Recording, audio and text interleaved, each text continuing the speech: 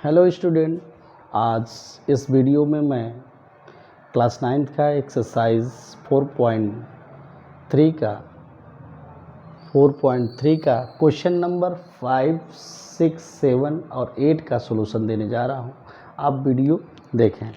देखिए question number 5 में, यहाँ पे क्वेश्चन नंबर 5 में कुछ करना नहीं है। यहाँ पे आपके लिए एक ग्राफ, ध्यान से देखें। यहाँ पे कह रहा है निम्नलिखित आलेख में प्रत्येक आलेख के लिए दिए गए विकल्पों का समीकरण का चयन कीजिए। यहाँ पे देखिए पहले यानी 4.6 में 4 आलेख दिए गए हैं। y बराबर x, x plus y equal to 0, y बराबर 2x, 2 plus 3y plus 7x। अब देखना है कि कौन सा समीकरण इसको संतुष्ट कर रहा है। अब आप देखिए बिंदु दिया -1, तो -1 किस पे x बराबर -1 है, y बराबर 1 है, किसको संतुष्ट कर रहा है? तो x बराबर 1, y बराबर -1 पर यही यानी दूसरा वाला संतुष्ट कर रहा है। फिर एक पॉइंट दिया हुआ है 0, 0, तो x बराबर 0, y 0 होगा। और फिर दिया है 1 और -1, तो यही दूसरा वाला यानी पाँचवें का पहले ग्राफ के लिए यानी 4.6 के लिए संतुष्ट करेगा दूसरा। उसी तरह से आपका आकृति 4.7 के लिए देखिए, कह रहा है कि इस बिंदु को कौन संतुष्ट कर रहा है। बिंदु दिया है -1, 3, पहले में रखेंगे x बराबर -1 तो y बराबर 3 नहीं आएगा, क्योंकि x बराबर -1 पर y बराबर 1 आ रहा है, तो पहला संतुष्ट नहीं कर रहा है। फिर दूसरा चेक कर लीजिए, x बराबर -1 पर y बराबर -3 आ रहा है, जो कि यहाँ पे y बराबर 3 होना चाहिए, ये भी नहीं है, दूसरा भी नहीं है। तीसरा देखिए x बराबर -1 पर, जैसे माइनस ऑलरेडी x में है, जैसे ही माइनस रखेंगे माइनस माइनस प्लस हो जाएगा, तो 1 + 2 बराबर 3, यानी आपका ये इसके लिए तीसरा समीकरण संतुष्ट कर रहा है। इस तरह से पाँचवें का सॉल्यूशन हो गया। छठवां हम देखते हैं। छठवें के लिए कह रहा है कि एक अचर बल लगाने पर एक पिंड द्वारा किया गया कार्य पिंड द्वारा तय की गई दूरी के अनुक्रमानुपाती है। इस कथन को दो चरों वाले एक रैखिक समीकरण के रूप में व्यक्त कीजिए और अचर बल 5 मात्रक लेकर इसका आलेख खींचिए यदि पिंड द्वारा तय की गई दूरी 2 मात्रक हो और 0 मात्रक हो। तो इसके लिए हम क्या करेंगे कि मान लेंगे, माना यानी छठे का जो हम उत्तर लिखेंगे, माना पिंड द्वारा तय की गई दूरी x है। माना पिंड द्वारा तय की गई दूरी x है तथा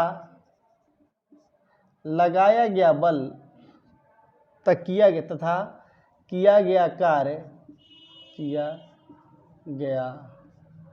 कार्य y है। कह रहा है कि अब किया गया कार्य प्रश्नानुसार y प्रोपोर्शनल टू, लिखेंगे इस तरह, प्रश्नानुसार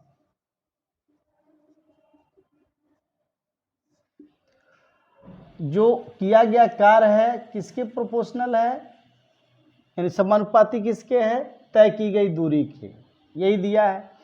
अगर मान लीजिए कह रहा है कि अगर 5 मात्रक बल दिया जाए तो प्रोपोर्शनल जैसे हटाएंगे तो इसको लिख सकते हैं जिसमें y बराबर 5x, यानी ये 5 मात्रक, यानी यहाँ पे k होता है, चाहे ऐसे समझिए, विज्ञान में आप समझें तो y बराबर हम लिख सकते हैं fx, जो बल है, f एक तरह से बल है। अब f बराबर कह रहा है कि यहाँ पे 5 मात्रक लीजिए, यानी इसको लिख सकते हैं y बराबर 5x।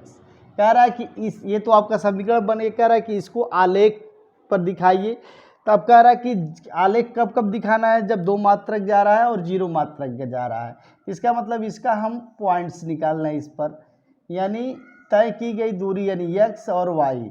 कह रहा है कि x जब 2 मात्रक चला, यानी दूरी चला 2 मात्रक, तो x बराबर 2 पर, तो जैसे ही यहाँ पे x बराबर 2 रखेंगे तो y बराबर कितना निकल जाएगा, 5 दूना 10। और दूसरा कह रहा है x बराबर 0, यानी कोई यानी वहीं पे अपने जगह पे है, तो y का मान क्या होगा, तो यहाँ पे दोनों के इसमें x बराबर 0 पर y बराबर, जैसे 0 रखेंगे तो y बराबर 0 आ जाएगा। आइए इसको ग्राफ पेपर पर दिखाएं। ये आपका x है और ये आपका y है।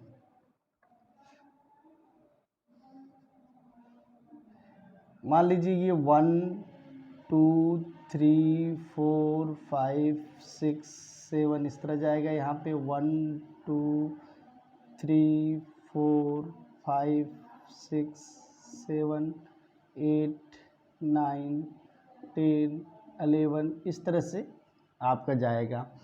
अब बिंदु को देखिए, कह रहा है कि 0 0, तो 0 0 तो आपका मूल बिंदु पे ही हो जाएगा, यानी यही पॉइंट आपका 0 0 हो गया, यानी ये बिंदु यहाँ पे ले गया। दूसरा कह रहा है 2 और x बराबर 2 y बराबर 10, तो x बराबर 2 ये है, y बराबर 10, यानी इसका मतलब क्या है, यहाँ पे कहीं ये पॉइंट्स आपको मिलेंगे। यानी अब क्या करेंगे, यह जो ग्राफ होगा यानी मूल बिंदु से जाती हुई एक रेखा जो है ऐसे आएगा, यही आपका आलेख हो जाएगा। ये पॉइंट आपको दिखा रहा है 2 और 10 और ये दिखा रहा है आपका 0 0, यानी ये 2 पॉइंट्स आपको मिले। इस तरह से इसका ग्राफ यहाँ हो जाएगा। उसके बाद 7वां क्वेश्चन कह रहा है, एक विद्यालय की कक्षा 9 की छात्राएं यामिनी और फातिमा ने मिलकर भूकंप पीड़ित व्यक्तियों की सहायता के लिए प्रधानमंत्री राहत कोष में 100 रुपये अंशदान दिया। एक रैखिक समीकरण लिखिए जो इन आंकड़ों को संतुष्ट करती हो और इस समीकरण का आलेख खींचिए। तो चलिए शुरू करते हैं 7वें का। लिख लीजिए, माना यामिनी का अंशदान, माना यामिनी का अंशदान, यामिनी का अंशदान कितना है, बराबर x रुपया, मान लीजिए कितना है, x रुपया है, तथा फातिमा का अंशदान बराबर y रुपया। तो प्रश्नानुसार क्या हो जाएगा, कह रहा है कि दोनों ने मिलकर 100 रुपये दिए। प्रश्नानुसार दोनों ने मिलकर, यानी दोनों का जो दिया गया रुपया है वो किसके बराबर है, 100 रुपये के बराबर है। तो हो जाएगा आपका x + y = 100। इस तरह से आपका ये समीकरण बन गया। कह रहा है कि इसको ग्राफ पेपर पे दिखाइए। चलिए, तो इसके लिए भी आप क्या करेंगे, पॉइंट्स पहले निकालेंगे। पॉइंट्स निकालने के बाद आप इसको ग्राफ पेपर पर दिखाएंगे। बहुत आसानी से आप कर सकते हैं। यहाँ पे x और y, x बराबर जैसे 0 रखेंगे तो y का मान निकल जाएगा 100, और y बराबर 0 रखेंगे तो x का मान हो जाएगा 100। इस तरह से इसको हम ग्राफ पेपर पे दिखाने के लिए यहाँ पे आप दिखा सकते हैं। ये आपका हो जाएगा x और ये आपका y। चलिए 20 20 का 20 40 60 80 100, यहाँ पे आ जाएगा 20 40 60 80 100। अब एक पॉइंट्स आपके मिले 0 और 100। 0 और 100 मतलब क्या हो जाएगा, ये आपका y एक्स पे आएगा, ये 0 और 100 को बताएगा। और उसी तरह 100 और 0 तो ये आपका x अक्ष पे होगा, यानी ये पॉइंट होगा 100 0, यानी इन्हीं दोनों पॉइंट्स को मिलाती हुई एक रेखा आप क्या करेंगे, खींचेंगे, यही आपका रेखा हो जाएगा।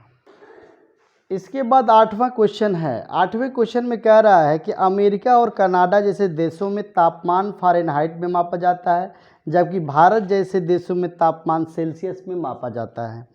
यहाँ फ़ारेनहाइट को सेल्सियस में निरूपित करने वाला एक रैखिक समीकरण दिया गया है।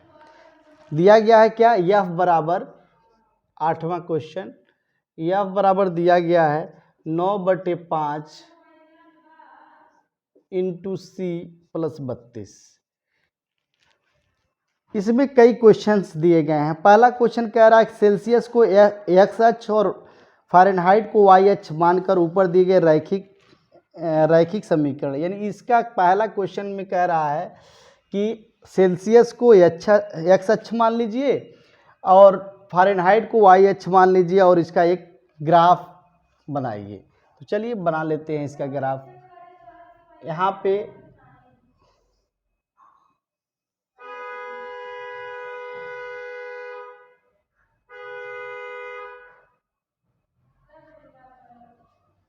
यहाँ पे क्या करेंगे आप, ये आपका C होगा और ये आपका मान लीजिए F होगा। इसके लिए पहले आप पॉइंट्स निकालना है। जब भी ग्राफ बनाएंगे तो आप पॉइंट्स निकालेंगे। ये आपका C है और ये आपका F है। C बराबर 0 पर F बराबर आपका 32 हो जाएगा और C बराबर 5 पे F बराबर कितना हो जाए, C 5 पे F बराबर 41, यानी आपका ये पॉइंट्स होंगे। यानी 10-10 का आंकड़ा ले लेते हैं, 10, 20, 30, 40, 50। इसके लिए हम आंकड़ा बनाएंगे 10, 20, 30, 40 और 50।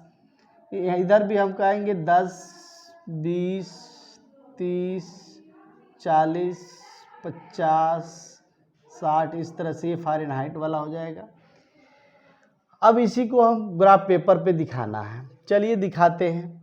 यहाँ पे देखिए दिया पहला पॉइंट ये 0 और 32, तो 0, 32 यानी C बराबर 0, यानी इस एक्स पे होगा, या इसका मतलब ये पॉइंट्स आपका होगा 0 और 32, 0, 32। उसके बाद यह 5 और 41, 5, 41 इसी बीच में होगा कहीं यहाँ पे, 5 और 41। उसके बाद क्या है, अगर हम इधर आए तो ये -1, -2, -3, -4, सॉरी 10, 20, 30, 40, -50। नीचे भी आएंगे तो -10, -20, -30, -40, -50, इस तरह से आएगा। तो अगर हम यहाँ पे -40 रख दें तो 5 बटे 40, तो 8 9 72, -72, तो यानी आ जाएगा, एक पॉइंट्स और निकाल ले रहे हैं जिससे आसानी से आप, यानी हो जाएगा x बराबर -40 पे y बराबर भी -40 आ रहा है, यानी वो पॉइंट्स आपका आएगा यहाँ पे 40, 40,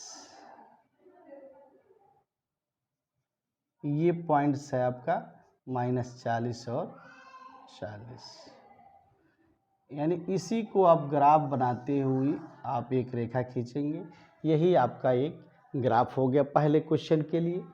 फिर उसके बाद कह रहा है इसमें, यदि तापमान 30 डिग्री सेल्सियस तो फ़ारेनहाइट का मान निकालिए। यानी सेल्सियस पैमाने पर 30 डिग्री, तो समीकरण जो दिया गया है, यानी C बराबर 30 पर F का मान निकला है, तो C बराबर 30 समीकरण में रखने पर, ये दूसरा वाला C बराबर 30 समीकरण में रखने पर, जैसे आप रखेंगे इसमें तो F बराबर देखिए क्या मिल जाएगा, इसी में रखना है, तो 9/5 गुणे 30 प्लस 32, तो 5 छक्का 30, 9 छक्के 54 प्लस 32, जब इसको जोड़ेंगे 4 2 6 5 3, यानी 86 फ़ारेनहाइट, यानी 86 डिग्री फ़ारेनहाइट आपको मिला। इसको आप लिखेंगे 86 डिग्री फ़ारेनहाइट।